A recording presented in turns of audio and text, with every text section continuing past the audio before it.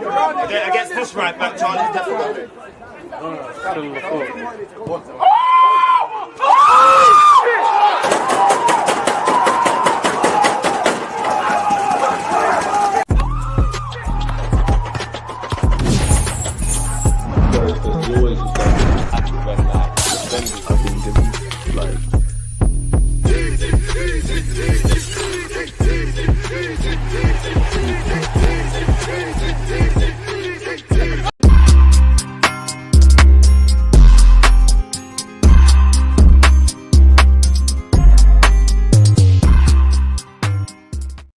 And we're back. Big up DJB. Shout out Kenny Ken. Unfortunately, we lost to PSG, man. How are you lot, though? Yeah, I'm good. Go on, Kenny. I think what's happened is that we beat a team of individuals. We beat Mbappe, Vinicius Junior, Courtois last week. We didn't, and Ancelotti. We didn't beat Real Madrid. We beat 4 players, i.e., the individuals. Yesterday we played a team, and it showed. You know, you have to admire the work rate they did off the ball when they were winning. There was none of this sort of trying to make us look like fools. They worked hard and frustrated us, and that's how you got to play. If you want to get to the Champions League, you've got to do it the hard yards. Talent only works when you work hard, and that's the thing. You have to earn the right to play, and they did. D? Yeah, no, I agree with Kenny. I mean, we came up against a very, very good PSG team, and again, there was a lot of fan base that kind of thought that the job was done when we beat Real Madrid. They just thought, right, we've beat Real Madrid. Who are we getting in the final? And all the talk was about the final, and they completely forgot about the team in PSG. Because I watched PSG batter Liverpool in Paris, and I was impressed with them. I was really, really impressed with them. What don't help is, once again, you've got players not showing up. You've got players not coming to the occasion. And once again, when it really, really matters on a big, big stage in a big, big game, the manager is not prepared to take a gamble and change things. He sticks to the same kind of plan, and if that doesn't work, he seems very, very stumped. Refuses to deviate away from it's frustrating. It was really, really frustrating, to be honest with you. Really was. Brought Ranieri on when there's little to nothing left. To be fair, we could have scored. He was involved. He found Martinelli, and it was an L in that. But we'll get into that. Aaron, what's your thoughts on the game, man, as we're going around the table of sorts? Crap. Just crap. I'll just be blunt about it.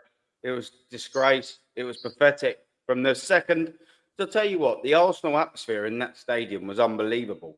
10 minutes, 50 minutes. There was a buzz around the whole concourse, everywhere. Everyone, all them fans, regardless of their top gooners, whether they're on our side, whether this or that, everyone brought their A game, all them fans. And from the minute that whistle blew, them players didn't bring their A game. They didn't even bring their D game. They got absolutely tortured by that midfield, by every single player. It's not just one or two players. There was a lot of players that weren't at their game for Arsenal. Timber, but guess what? I noticed that where I sit, I can see a lot of things when you're sitting up a tier.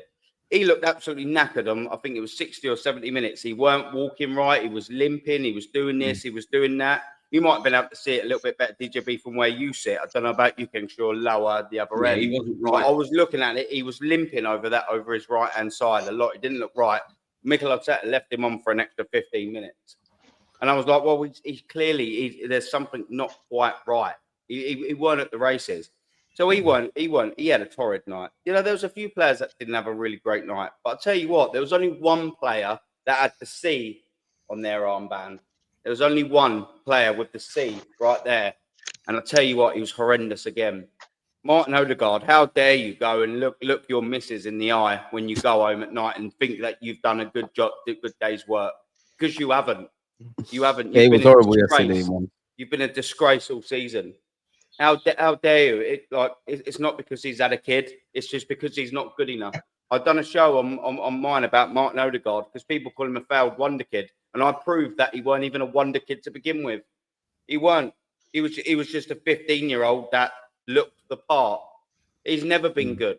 He had one good season. Tell me another good season. He's 26 years old. Tell me one other good season. One of the more senior players in the squad.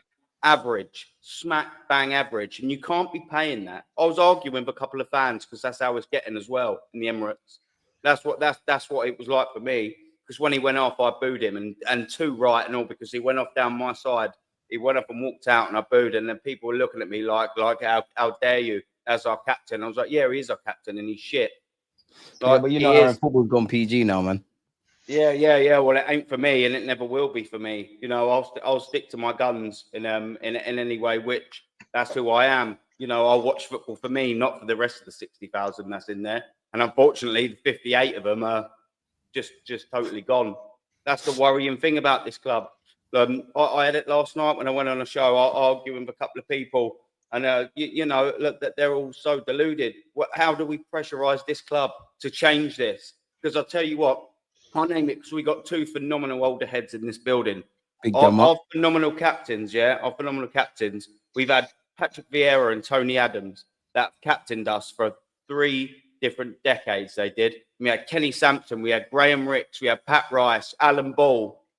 Our managers, Bertie Mee. We've had We've had Arsene Wenger. We've had George Graham. We've had all this. Now we've got Mikel and Martin. That's how far this football club's fell. We've got Mikel and Martin, M&M, who's melting like a red hot M&M sweet chocolate. That's how bad. That's how bad it's fallen. We've had Herbert Chapman. Now we've got Mikel. Even Cesc Fabregas when he broke his leg scoring a penalty. Pardon?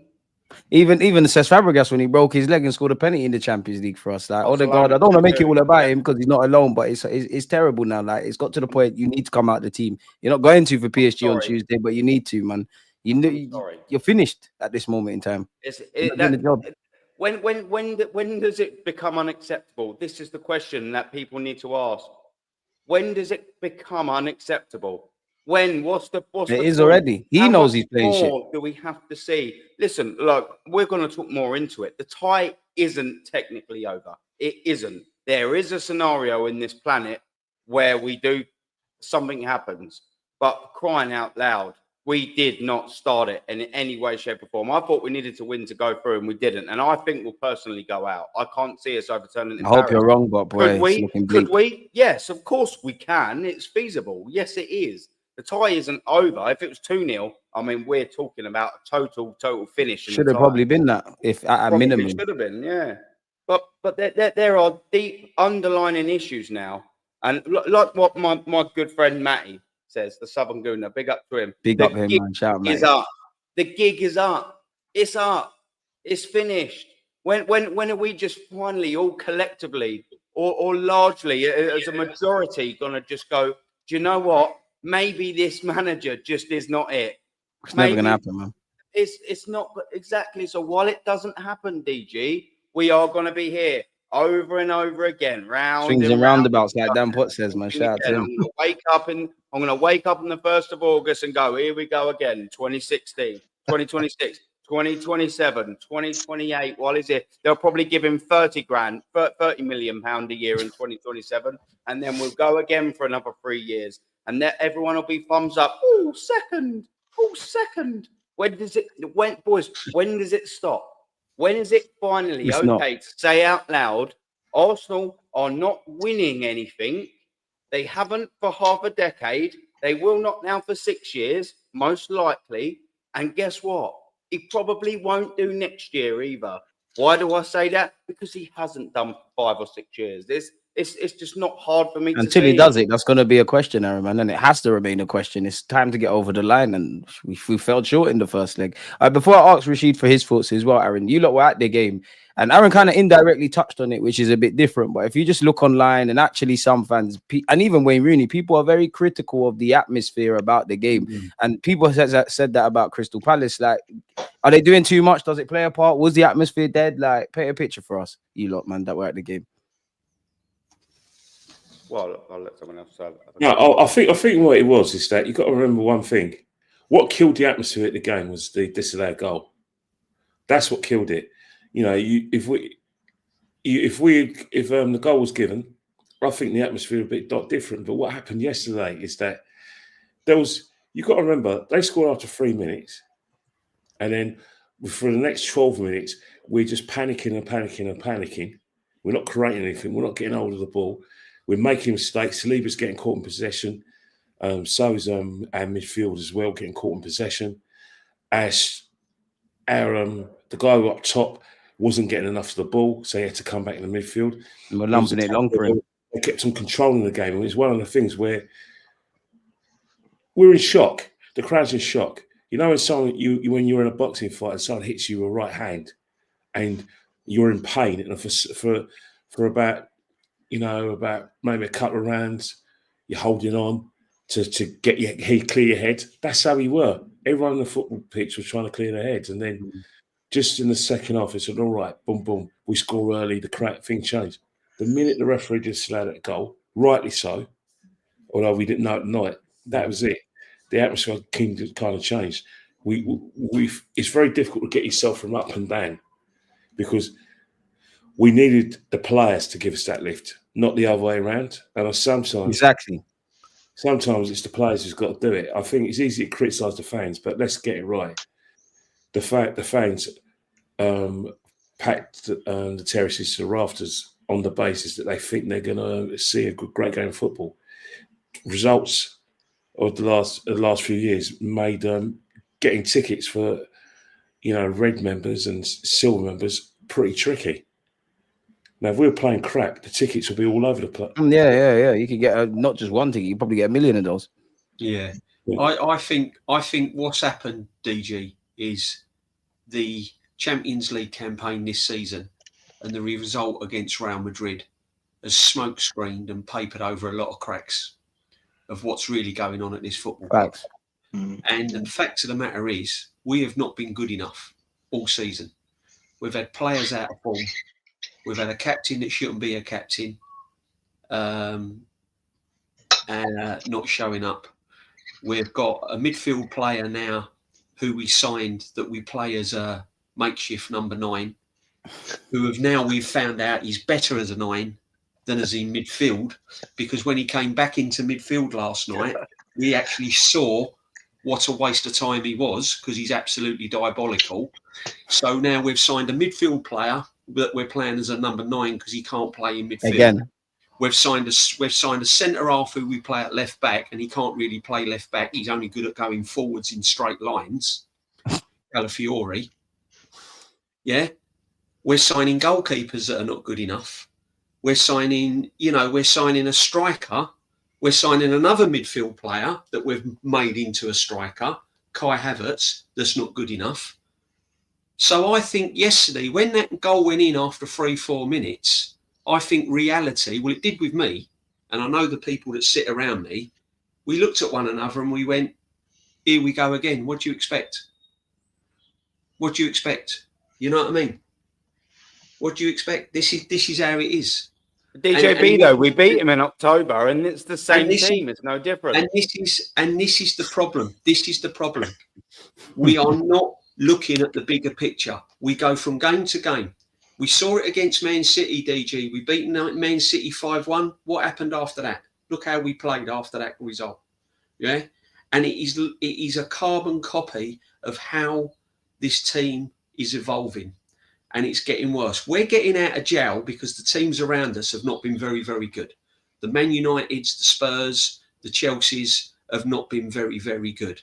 But I tell you what, if they pick up their game plan and they pick up their A game, we're going to get found out. We're getting away with it at the moment because we are smoke screening a hell of a lot of problems at this club. We've got players being bought that are not good enough. We've got players that are being put in positions that they're better in their own position. I mean, look at Marino yesterday, man. He's not. You tell me, who's been, that's been going all these years. You tell me if he's good enough to play for this football club in midfield. Seriously, come on. The saddest thing is he's one of our better players as well. Like, that's how he played. I'm not. We're in trouble.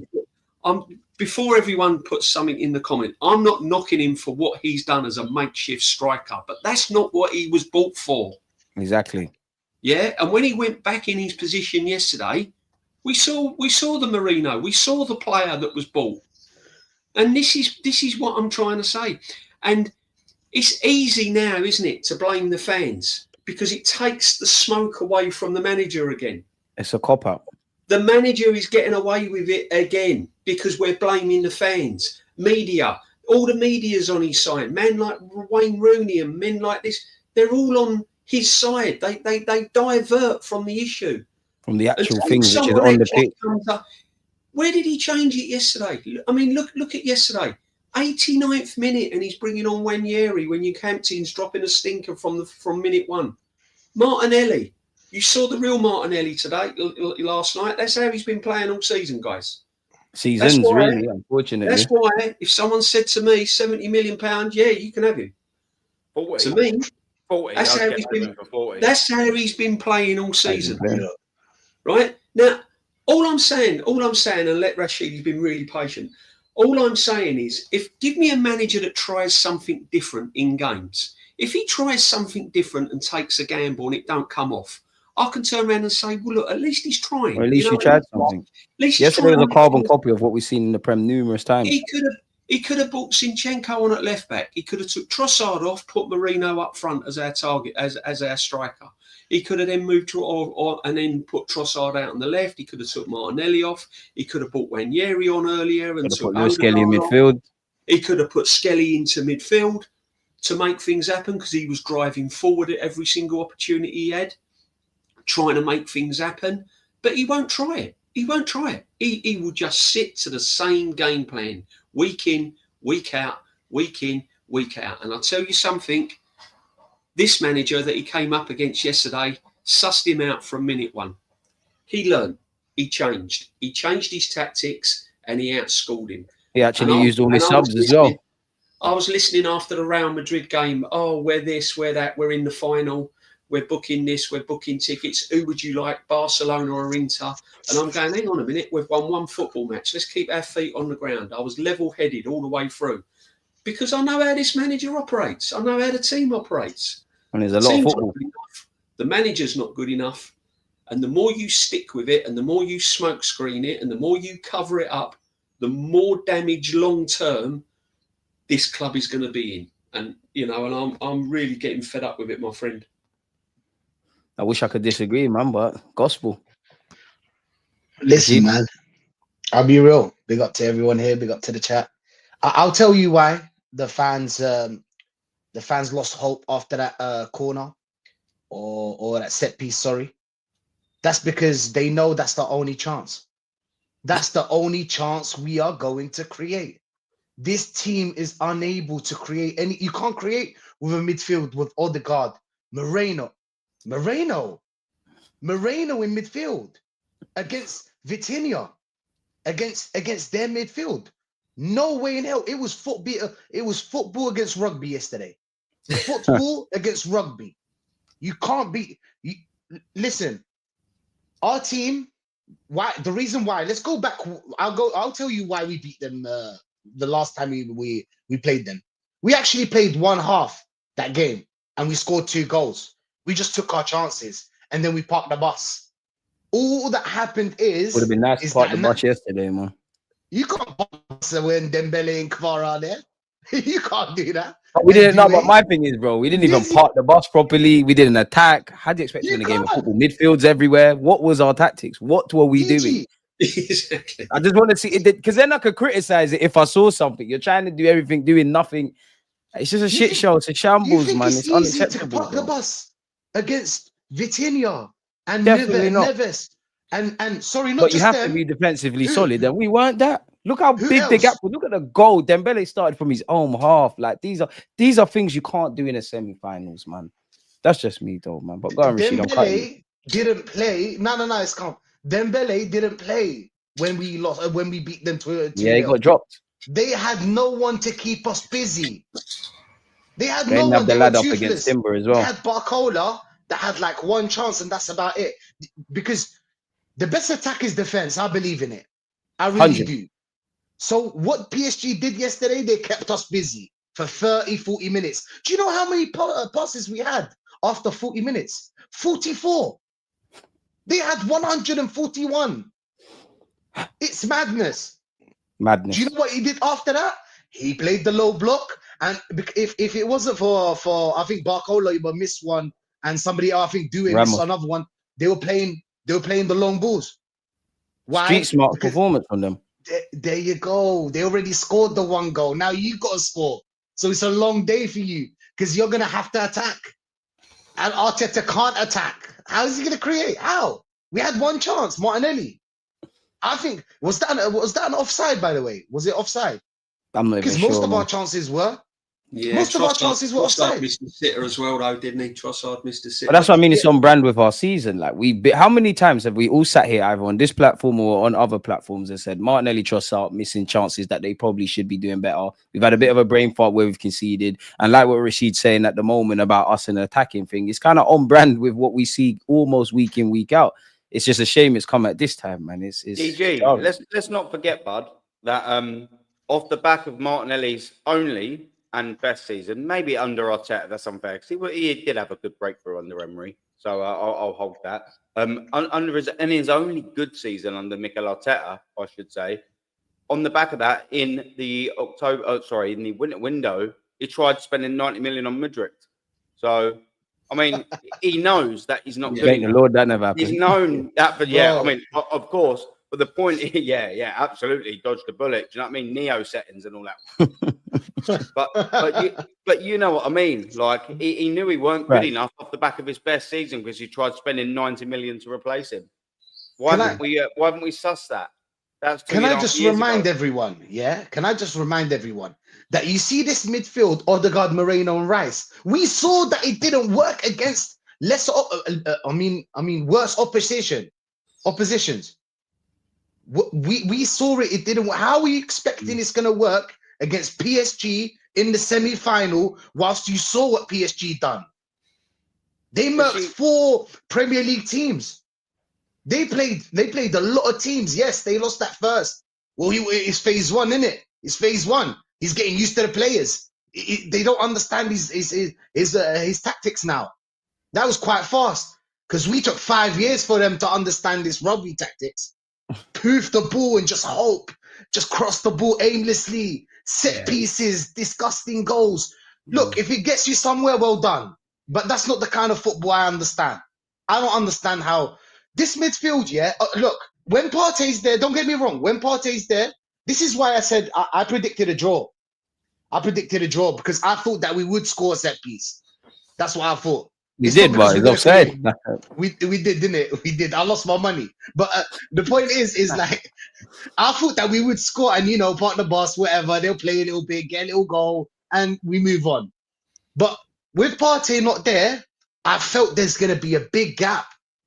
We've got Declan Rice. Declan Rice cannot play number 6 by himself. He cannot. Do you know who can play number 6 by himself?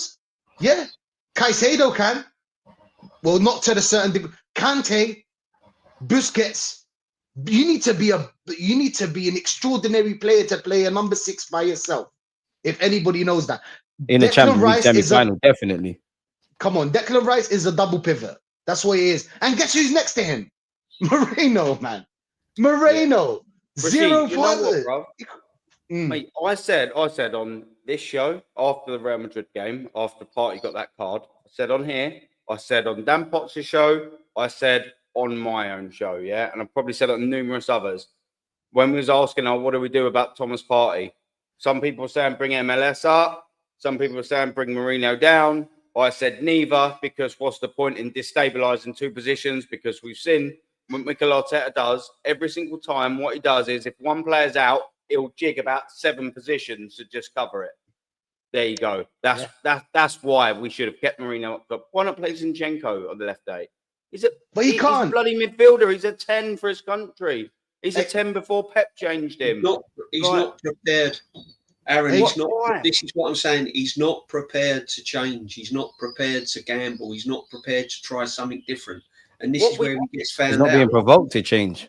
What we done, He could have DJB, done is we made the 101 midfield. things and left Marino up front yesterday. He could have done 101 different systems. Guess what they'll tell you? We That left would two allow positions Marino weak to again, stay D. We left two Mm. positions weak again. So we stopped Yeah. we stopped the good form that Mikel Moreno was in up top. We completely nullified that, and then we Yeah. weakened our midfield just because of that Thomas Partey thing. Why can't he just at least weaken just one position? Why? Why does he have to just make collateral damage across the whole field? I don't understand it. Instead of just hold it into one position. Thomas Partey is a midfielder. Why do you have to terrorise the striking position as well? But another Because thing, who is he going to play? another thing you got to realise, guys, is that this guy's had 5 years and all of that money, and one player comes out of the team, Thomas And it's Partey, and it's a shit show. who's been injured most of his Arsenal career anyway, right? And then negotiating to keep him on for another year, yeah.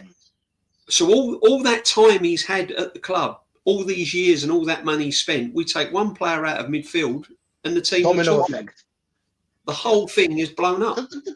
Can I just couple So that just what does quickly that- before And the does that pressing would be do? so much better with Rice further forward as well, but we didn't do what needed to be done in the summer or Jan. Go on, Aaron, man. before Kenny goes, because he's been waiting patiently as well. Can I just sort of say as well, if there is any fixture, any game, any scenario that says sign Thomas Partey up to a new bloody deal, with that one. Let me tell you that, because whilst yes, we will eventually need to replace him. Absolutely, he's not 21; he's 31. Absolutely, we still need to have him here this next season because we clearly cannot play without the geezer.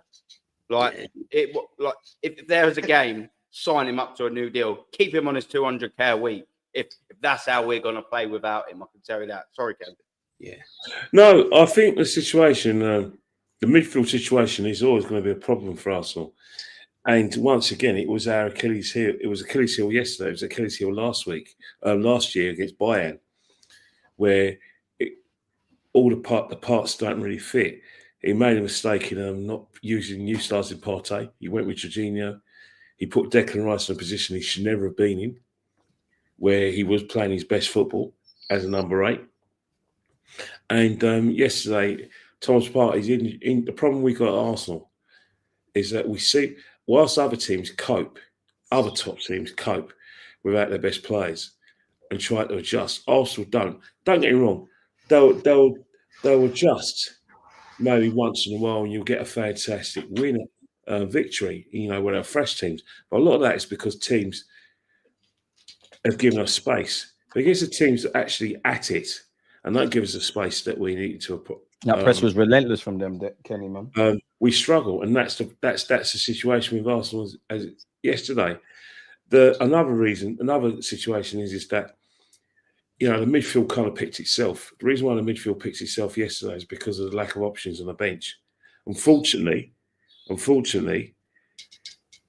you play Zinchenko in the middle, but there's only one position you can actually play for Zinchenko where he can do the least damage. Odegaard's from his point of view, is Odegaard's position. You can't play him anywhere else. In the left 8, you can't play him because the simple reason is that there's a lot of things he needs to be able to do. Don't get me wrong; you'll get the service from right there, you get the partnership, but the doggy work, he doesn't do very well, and that's why you can't play him. Ifeanyeri has made his place in the team untenable. The Bournemouth performance, the Brentford performance was the last straw for the manager. I've seen this already. I saw this with Nicola Pepe, where if you don't do the doggies, then you're not going to play for this man. And 70 or not, he will learn, but time waits for no one. There's another guy who's similar age to Ethan who does do the doggies as well as create chances for us and create good play. He's more adaptable than Ethan. That's why he can't play. And then after that, who else is there on the bench? Sterling. Well, Sterling has been given chance after chance. I can't even back Sterling anymore, man. Safe.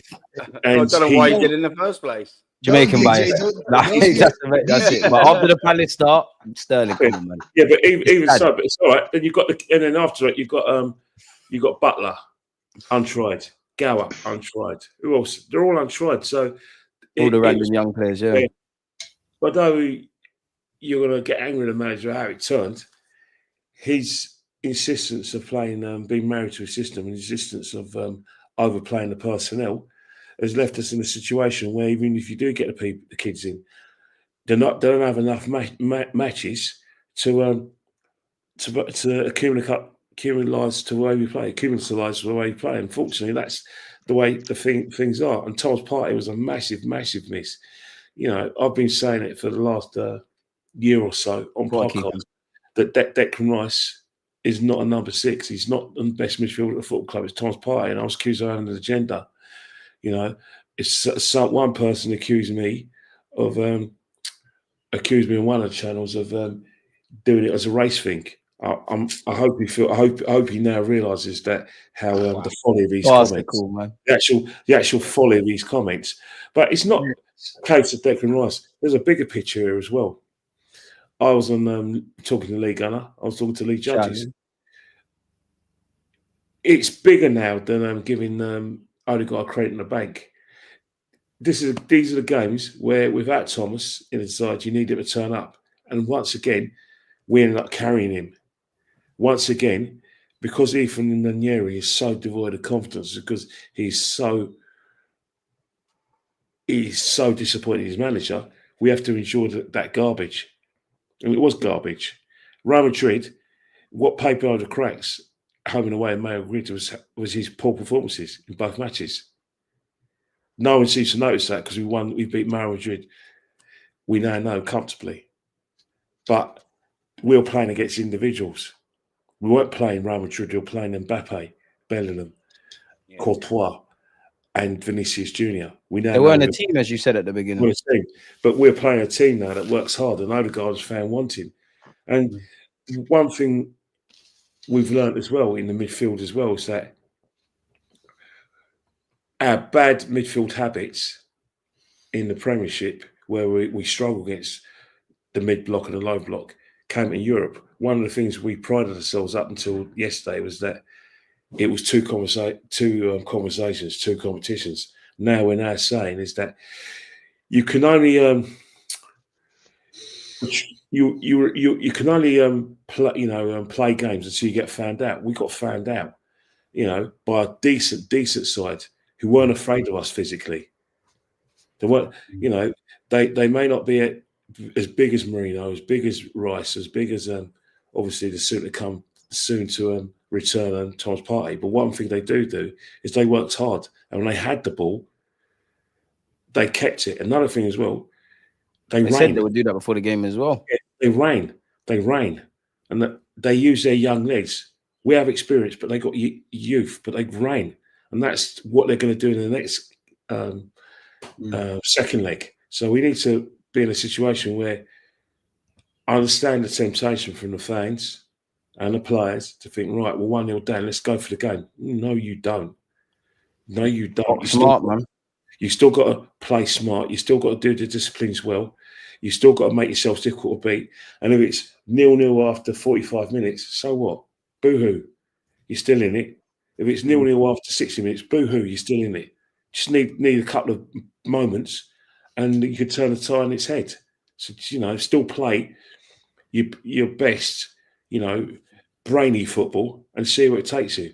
All it takes is one mistake, maybe a Saka to have a bit of magic, or maybe one of our Wimbledon-style set pieces may get us back in the game. But anyway, by hook or by crook, man, let's just get back in there. Like we did last week. Yeah. I promise you, we're going to need a miracle Spurs style, Spurs style. And even then, we still need a miracle. We need the miracle of 80 Amsterdam. Only it wasn't our miracle. It was their stars miracle. To aligned. The stars to align. I hate talking about Tottenham, but desperation does work. They did it when they're 1-0 down in the semi-final at home. The trouble is, though, Kenny, I think they're going to score. I think they're going to score at home. And I think they're capable of scoring a couple at home. Thing is, DJB, even if they do score, you've got to remember one thing. They score, then you have to react and say, right, we've got to score 2. If they score 2, we've got to score 3. That's how you're going to have to develop your attitude. You want to have to accept adversity and not let your heads go down. It's just really, really disappointing to think that at the start of the season, where we finished 2 points behind Man City at the start of the season. But teams work to sack though, DJV. Yeah, exactly. And we didn't evolve, man. We haven't evolved. We've been winging it this year. It's really, really clear that we're just not prepared, and the players that came in, the squad on the whole, to battle on Premiership week in, week out, Champions League, is just not good enough. It pure and simple. It's just not good enough. It's no different from last season and the season before. Unfortunately, we're now. The reason why there is going to be anger if we don't prevail next Wednesday and we are going to revert back to league position is no one's going to care that we got to Champions League semi-final because we didn't win it. No one's going to care that we got to League Cup. We didn't win it. Yeah, and they're going to revert back to the same old adage was, well, when it comes to the crunch, Mikel can't get us over the line. I spoke to 2 ex-players, one Arsenal and one Liverpool. One was English, the Arsenal player. The other one was Danish. I won't tell you Danish, a Liverpool player. I don't tell you. Try to work it out though, folks. Work it out yourself. But we had conversations. They will remain private between the both of us. But they listened to what I had to say about our situation, about the manager. And one of them didn't correct me, didn't prompt me, didn't correct me in a way that I know Mike Keown would. Guess which one it was? I'll tell you which one it was. It was the guy who played for Liverpool, who knows that at Liverpool, there's no such thing as second. That there's 2 competitions that you have to win at Liverpool, the Champions League and the league. And that I even told him that next season, despite the fact Liverpool are champions, if they finish where Arsenal finished, 15 points behind the leaders, Liverpool fans won't have it. And he didn't correct me on that. That just shows you we are miles away from the mentality that everyone should have. It's not just the players. It's not just the managers. It's the fans. We like the journey, though, Kenny, rather than. There's one guy who slagged me off in the comments, a Nigerian bloke. Who? No Kenny Ken slander. Who is he here now? No, I don't know. Check his comments. He started saying, "Oh, how can I say we're paying for 100 cracks? We should celebrate getting to the semi-final." He's part of the problem. The other one is called me granddad about, they don't see things as context. They're part of the problem. Yeah. The minute as long as you have that. As long as you have fans like that, like those 2 people I mentioned in the comments to our exchange last Saturday, we will never ever be like Liverpool. We'll never be forward. And right now, Man United is a laughing stock, but they are levels above us when it comes to being a big club, and they're poor. Chelsea, Man United could get silverware this season. Pep in his rubbish this year at City could get a bit of silverware. Unfortunately, DG, this semi-final is going to give Arteta another 2-3 years. 2 semi-finals better, as in this, exactly. This semi-final will be like, you know, at the end of the season where we have the conversation. And the emotions died down. I know, Rashid, you'll bang on the money. Do you know what I'm saying? You know how it's going to get written. Already, man. That's my speciality. I know what these guys, what excuses they're gonna make. I'll give you an excuse why. When you ask them to play MLS in the midfield, they'll tell you, "Oh, you never played before there. Are you gonna really risk it against PSG?" And they don't have a clue. You get me? That's his position. Ethan doesn't play as number 10. Oh, he doesn't do the defensive work. Well, how's it working now? You defended the whole game. It does not work. Look, if you defend, if you want to play ultra defensive, you better get a killer. If you don't have a killer, if you don't have proper forwards that can score goals, because we don't, let's be honest. Saka mostly scored 15. Martinelli, I think he was 15 as well. And Saka's got 20 players on him every game as well, man. So we need something else. Oh no, I'm not putting anything on Saka because you can't just run with a whole team by yourself.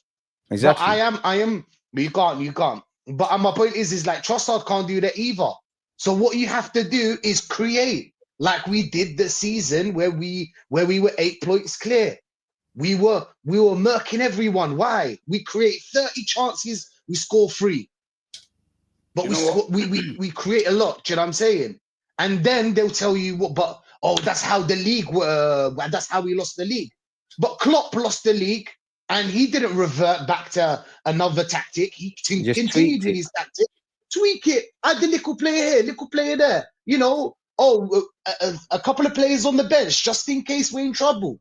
Like yesterday, we needed some breath of fresh air. We needed something new on the pitch. We couldn't. Something random, man. And you heard the way PSG are talking about, Arsenal pundits about like the PSG players were here, there, and everywhere. They went off script. They knew we wouldn't have a single player that would follow Dembele for a false nine in that false 9 role. We just don't go off. It's like what we all keep saying. We just don't go off script, and everything has to go right on and off the field for us to get some silverware. Now I hope next week we come from behind and whatnot, but I just feel for the last few years, and this season included, on and off the field, we just shoot ourselves in the foot, man.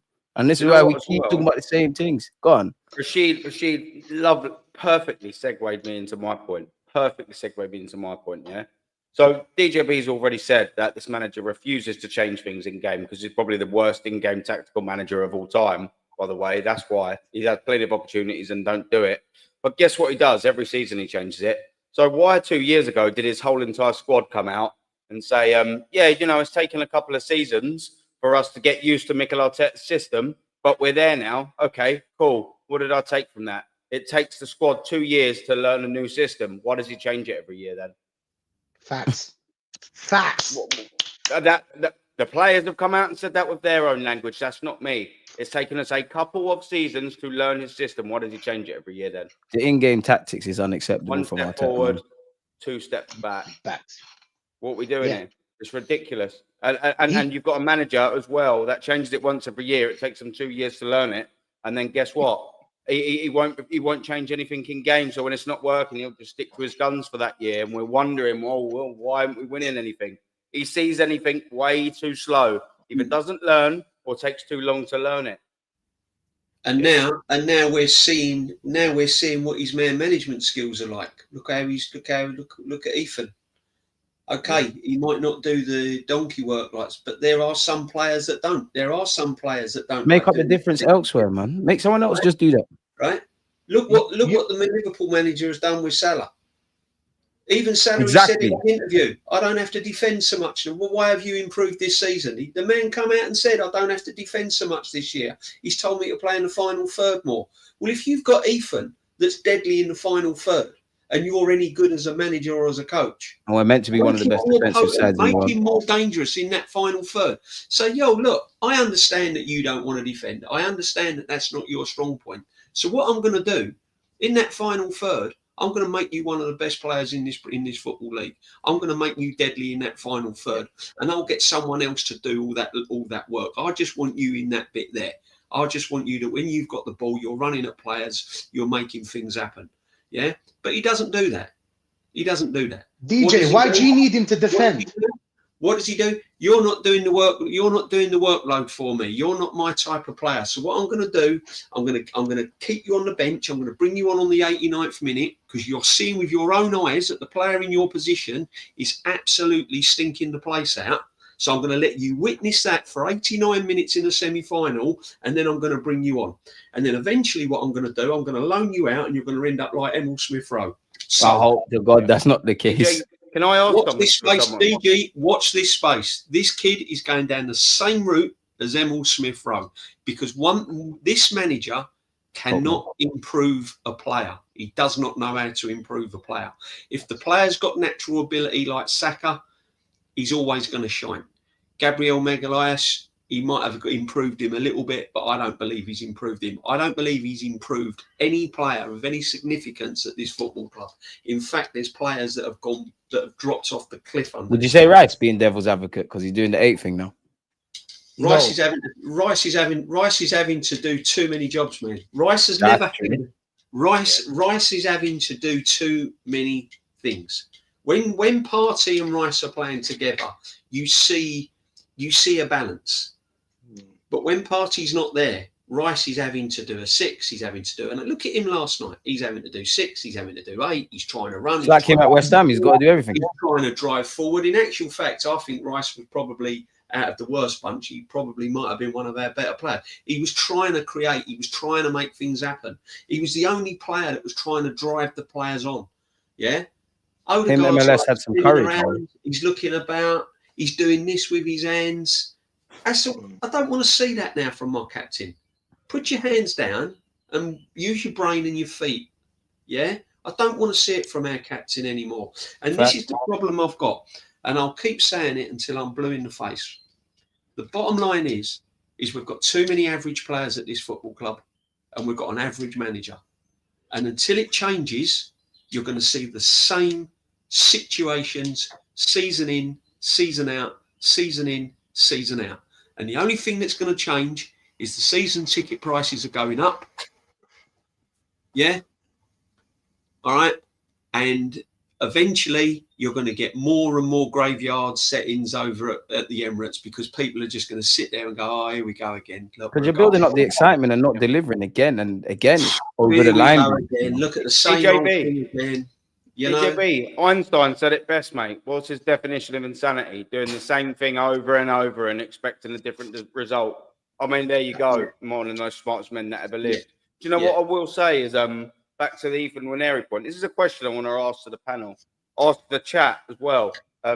Regarding the Ethan Winery thing, the number 10s, defending all that.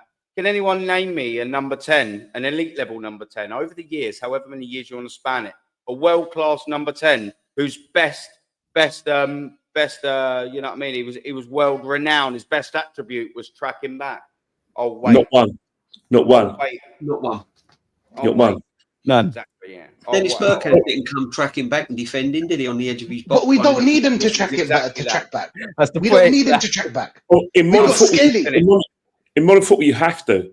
I think as long as you've got managers like Emirates, Arteta, and Guardiola, even Enrique and Pep, to be fair, like these micro managers. But the problem is that all these managers want to play like Joey. They want to play like Joseph. And because because Joseph was successful. He built that, he took on the baton from Rijkaard, and Joseph, perfected his tiki-taka way of playing, which was in line with what Spain were doing. So, and then Spain carried it on. And then what's happened is that when he went to Bayern Munich, Joseph didn't win the Champions League, but he left his style of play imprinted on Bayern Munich until they had to get a lobotomy and realise that they were German and started playing like themselves, and they started to be successful again. Won the champs the year after, didn't they?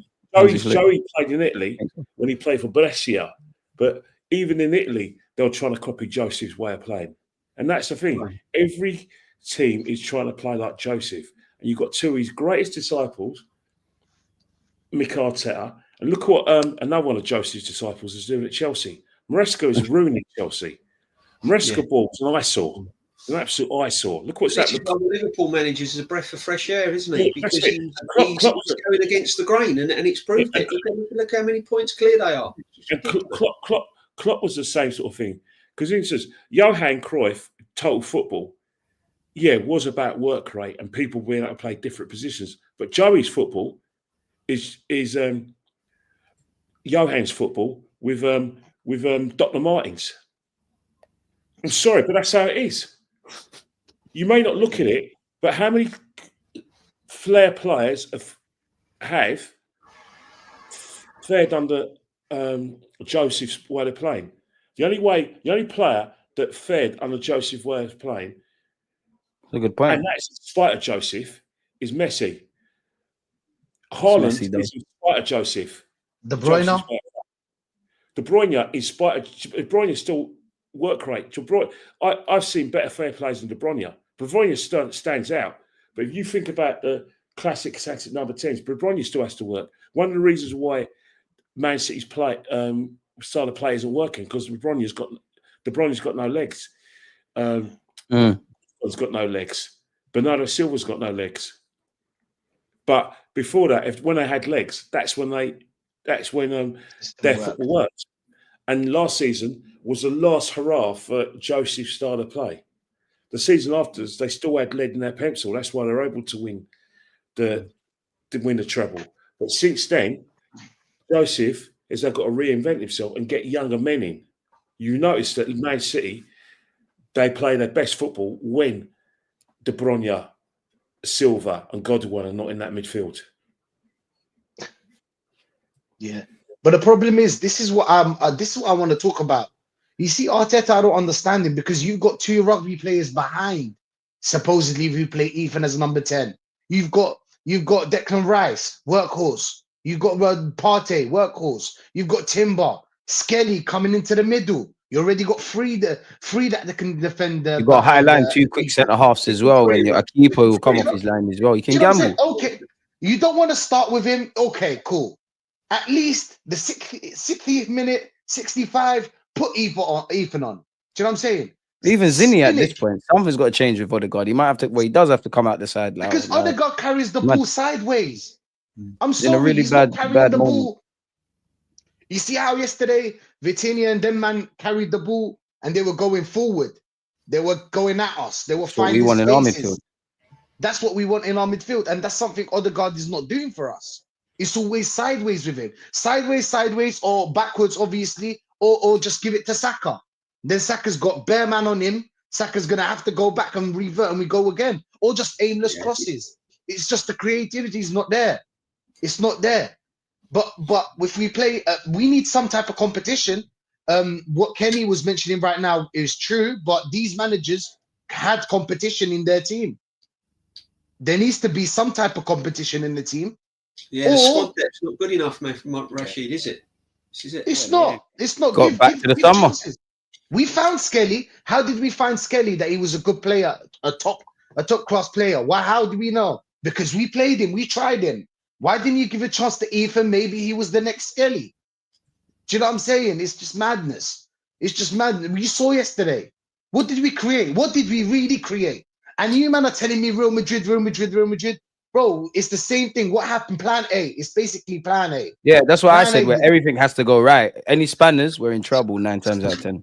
Come on, man. We're still missing chances. We're still missing chances with the same forwards that this guy is choosing to play.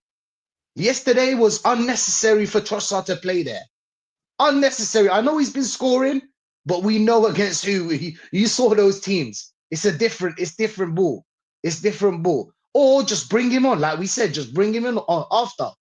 We saw Moreno, it was working with the whole, I don't know what Moreno does, CF kind of like whatever he's doing, because I don't really understand mid, centre forward, hybrid kind of diamond, thing. He's been working. like a diamond. He comes in as another midfielder to defend. Whereas when you've got Trossard there, you've got a geezer. Not only are you worse defensively, then you've got a geezer who don't do anything like tracking back either. Yeah, that's why it works with in these games, particularly with Marino up top and obviously another midfielder. I know it was Partey, and I know he's not playing, but you'd have another midfielder in there, of course, whether it be Zinchenko or whoever. You'd still have Marino coming back and doing the hard yards, doing that defensive duties. You've put Marino there who can't play there, so you've weakened that, and then you put Trossard up front who couldn't give a toss. He ain't chasing anyone around. He ain't doing any defensive duties. So you know what I mean? You've already massively hurt your defensive duties, and you've also hurt your up top duties just because one player's out.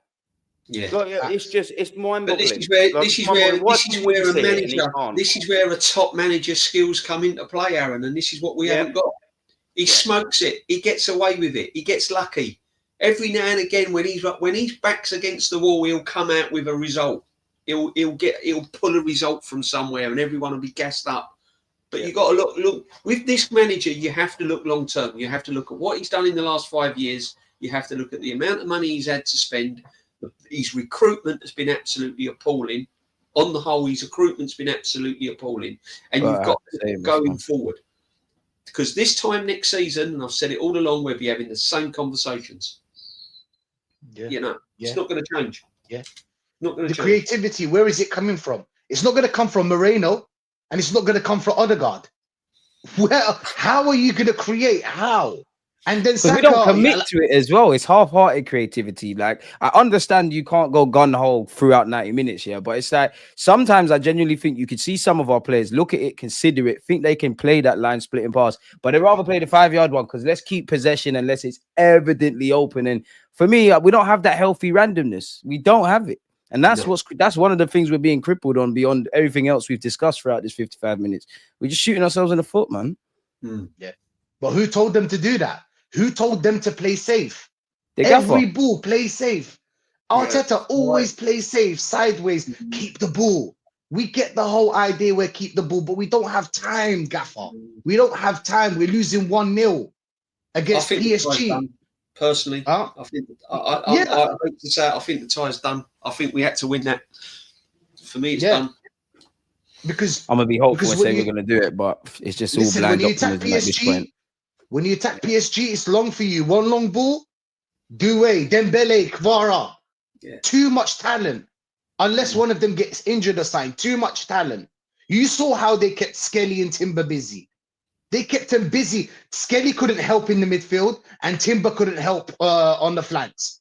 Do you know why Saka couldn't do much? Because there wasn't Timber there to at least give that option, He one was behind poor, by him. the way, Rashid. We didn't have a damn midfield. Saka's still trying to find his way back from injury, isn't he? I mean, when you've come back from a bad injury like that, you're going to have curves, aren't you? You're going to have dips, you're going to have ups, you're going to have lows. Until you get regular football, until you're back flying again, you're going to have loss of form because you're coming back from an injury.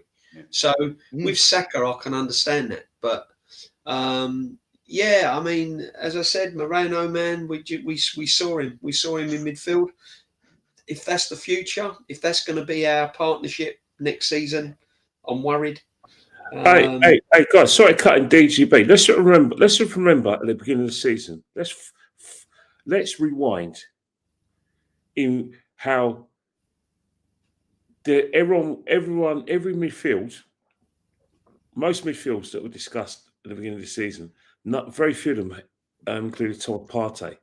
It's funny how appreciated you are when you're not around. Exactly. Like, they had a midfield of Odegaard, Declan Rice, and number 6, and Marino was going to play in that Xhaka position. Yeah. They wanted Thomas gone. Yeah. No one mentioned Thomas Partey, did they, at the start of the season? This is what I'm saying. And now suddenly everyone's like, "Oh, Partey," because they've realised that he's actually our best midfield player. Give him that's crazy. That's imperative. Imperative we give that geezer at least a 12-month with another option of another 12. Like I said earlier, he needs replacing. He will do because of age. But I'd rather still him be there at least for another season, maybe the 2, just so we can get a new blood in and maybe even learn. But that's the thing you said there, Aaron. Like, why don't we replace? Sorry to cut you, Aaron. Why don't we have the replacement lined up when Partey's there and have the best of both worlds? Thomas is there. If he's not there, we might be having different conversations about another option in midfield. It's only when it's the replacement. Guess who's the replacement? Sorry, Aaron. Just this. Guess who's the replacement, man? Then it is Moreno. That is the replacement. He was going to come in, Moreno, and play as the number 8 or whatever, that pivot. Yeah, if he's the replacement, rest in peace, Arsenal Football Club, mate. That was our midfield that Arteta wanted. I'm sorry for shouting. I'm telling you. We needed a striker. One of them chances yesterday falls to a Gyökeres or something like that. Yep. We're level peggings. We're one. And they changed the game goals. We're looking at a completely different picture going into the second leg. DG, look at what we didn't sign one. Look at what Real Madrid done when they had Toni Kroos, Modric, Casemiro. They had all of them ballers in that midfield. They still signed Tchouaméni. They still signed Camavinga, and then they signed Bellingham while 2 of them were still there. Because guess what? They had them 3 midfielders to learn off the older heads. You need to stop that. And there was a transition. What do Arsenal do? They go, all right, what we'll do is we'll cut all of you out and then we'll just bring 3 new youngsters in. And then no one learns the Arsenal way. No one learns off the older heads. No one does anything. They just gut them and then bring out a new lot in. Why would you do that? That's what I'm saying. It's imperative. You've got a Rice, obviously, he will still be there. You keep a Thomas Partey there because we need about Jorginho's going. Don't forget, if Thomas Partey goes, we need about another 2 central midfielders. I mean, that's a total minimum. That's a total minimum. I mean, like I'd ideally like to get rid of Marino. Then we'd need 3. What I'm saying is these players will bring in some young blood or established whatever. You know what I mean? You need that old guard to pass off to the new one. There needs to be a transition. Arsenal just go get out and get in with nothing in there, and then we wonder why everything's new. Exactly, it's ridiculous. Guys, and Real Madrid do it perfectly every single year. 6 signings minimum we need. We waited 1 month and a half for Moreno. We waited 1 month and a half at the start of the season. He had the money. He went for this midfielder. This was supposed to be the midfield that Arteta wanted to build. He didn't know that Partey was going to blow this season. In Berta, we trust, man. That's a hard lie. Hopefully, but like, this is what Arteta wanted to build. He wanted Moreno, and he wanted him in that midfield. He didn't know that he was slowly pushing Partey. You remember last season? He was slowly pushing Partey to the curb, or he was going to be sold, right, at some point, because obviously the injuries and whatnot. But like, and then we spent 110 million on another player, on Rice, and then guess who's our best midfielder? A player that we was going to get rid of. It's madness. It's madness. Now we've got Rice in that number 6, and we've got Moreno there for another season. You can't tell me that Moreno's going to be sold at the end of the season. He's not. Of course He's not. He should be. What if Partey gets injured? Player, man. Partey's injury prone, right, guys? Partey's injury prone. What if he gets injured? Are we end up with this midfield? Do you call this a midfield? You got Havertz to come into midfield, didn't you? If he signs a striker, fucking worse. Oh, Jesus. But this is what I'm saying. Listen, we're guys. Probably needed him yesterday. Reality. It's reality. If we go and sign a striker, what are you going to do with Havertz? Because he's going to play him because he absolutely going to die by his sword by him. He loves Havertz, so he's going to incorporate him in the team. So you've got Havertz, a failing midfield player. You've got Moreno, who was bought as a midfield player, and now we find out that his best position is a backup number 9, coming back into midfield. You've got a captain that's literally fallen off of planet Earth. Yeah, and he needs helping, man. You've got Martinelli in and out of form. You've got Trossard that don't want to be at the club. Come on, what are we doing here? What are we doing? Seriously. DJB, can I reel off a list of players, by the way, that aren't good enough to play for this football club, and we're wondering why we don't win anything? I'll tell you who needs to be sold but won't be. Kai Havertz, Gabriel Jesus, Martin Odegaard, Martinelli, Zinchenko, Marino, Calafiori, Raheem Sterling, Tomiyasu. He's on. Leandro Trossard could go. Jackie Kivior. By the way, I've just named about 75% of the team. Yeah, but we beat Real Madrid, so it's all good. We've had a good quarter-final trophy. We polished it nicely. We won the quarter-final Champions League. We've got it. It's progress. It's progress. Next season we'll get the final, and then the season after that we might win, and then so on. We'll take it from there. It's every season, bit by bit. Sorry, I can't be doing this. Yeah, it's crazy. Come on, man. We need at least 9 more players. I can name you, like you said, all of these players that you named should lead the club. Call it a rebuild, Rashid.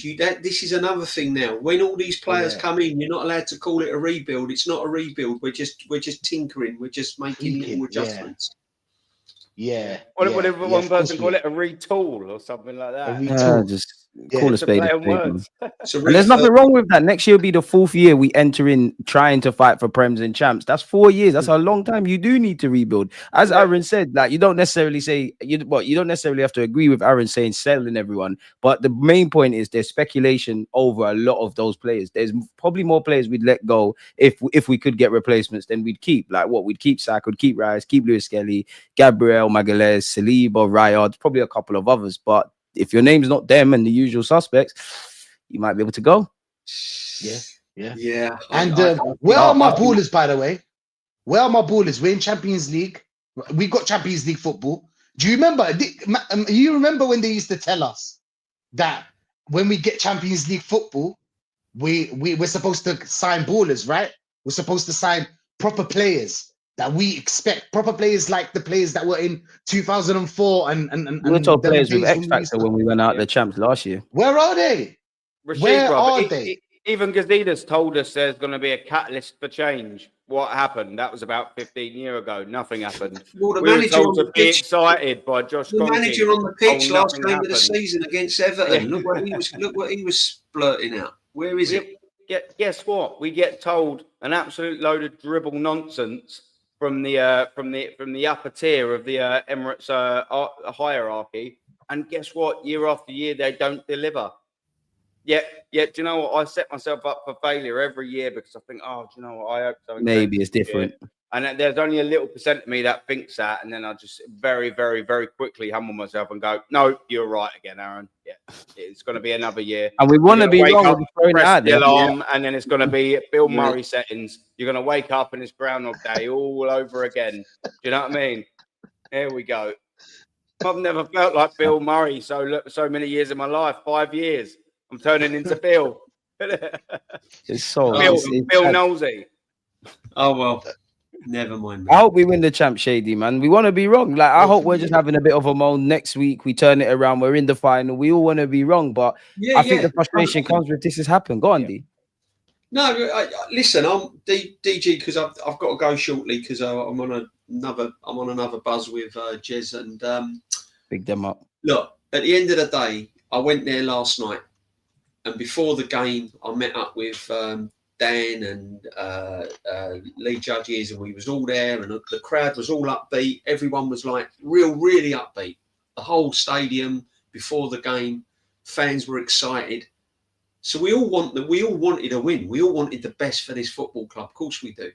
And going into the game next week, I want to win. Of course I want to win. Of course I want to win. But every time I'm getting let down. Every single time I'm getting let down. And I'm getting stood up at the altar, man, every single week, you know? And the thing is, you can only take that disappointment so much week in, week out. It's another semi-final. Let's get it straight. This ain't the first time. Look what we look how we turn up against Man United in the FA Cup. Look at the Newcastle. Look at the Newcastle. Then look at Bayern Munich last season. This was similar. Bayern Munich, the performance was similar. And a year on, with another load more money spent on it, we are back in the same situation we've been witnessing week in, week out. And I'm tired of it, man. I'm just tired of it. I'm fed up with it. Something has to go. Now, whether it's players go out the door or whether it's the manager. But DG, when I came on your stream, and thanks for having me again, bless up. Come on, my When man. I came on your stream the very first time, I said to you, you've played football, I've played football, and we've played at certain levels. You can blame players coming in, players leaving, whether your players are good enough. But the buck stops at the manager. That's where the buck stops. When you cross that white line, the buck stops at the manager. He picks the team. He's players coming in. He's the one that lines out the tactics. He has final say in what goes on and how we play. And it doesn't matter how you gloss it, the buck stops at the manager. And I'm afraid, guys, his process is over. And that's how I'm leaving it. Yeah. Sorry. Hey, do you know what as well? I had this out with a fella called Deo or something like that, last night. And he was saying to me, it's like, Mikel Arteta, it's got us into, literally what you said, it's got us into a semi-final, it's got us this, it's got us into all of these big games. And I was like, we've been humiliated every single one of them. I was like, when it gets to the crunch, what you're saying, the point where you find out who the winners are, you find out who steps up and who doesn't, you find out who can get over the line. Like what you just said, Bayern Munich, that was our opportunity. No. The FA Cups, no. Manchester United at home this season was a joke. Semi-final Newcastle, joke. Both legs, joke. Semi-final this year, joke. Aston Villa at home last year, joke. Every single time we get to that point where it's like all the pressure's on. But don't forget, everyone, pressure's a privilege. Pressure's a privilege, just not for this Arsenal squad. It's not a privilege. It's a pain in the backside for this lot because they don't know how to deal with it. They just clearly don't, because if they did, they'd have got over the line, and they haven't.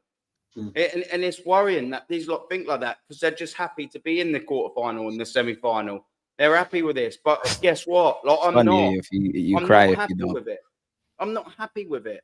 I never will be happy with this mediocre stuff. I want to see Arsenal win football. And it's sad because I don't think the manager's happy or the club as well. So it's like you're being hypocritical. People are being hypocritical. You can't praise them and not hold them to the same standards of what they set. It's a madness, lads. DG, bruv. I don't spend as much as some, but I do spend thousands watching this Arsenal season. Because you love it. I also give up hundreds of my hours, and I also sacrifice hundreds of my hours without my family, my young family. I expect something in return. More. I expect something back for all of that. And I'll tell you what, I'm not getting it. I'm not even anywhere near getting it. And that's the worrying thing. I just want something back. Give me something back. Give me something for my sacrifices. Give me something for my effort. Give me something for my financial outlay. I don't get nothing in return. And that's the worrying thing. And that's why fans like us get that extra little bit annoyed. Because we're putting a lot of effort into this football club in every way, shape or form. And we're getting nothing in return. And that's the saddest thing, man. You know what? That's a good way to end it, because I know the lads got a shoot off. Before I get out of here, love for the super chat. Oregon Goon. Again, Mikel tries to fix things that aren't broken. Example, Marino in mid and Trossard up front. Stick to what works. FFS, his antics out. Listen, I just hope next week we're smiling. We've got Saturday.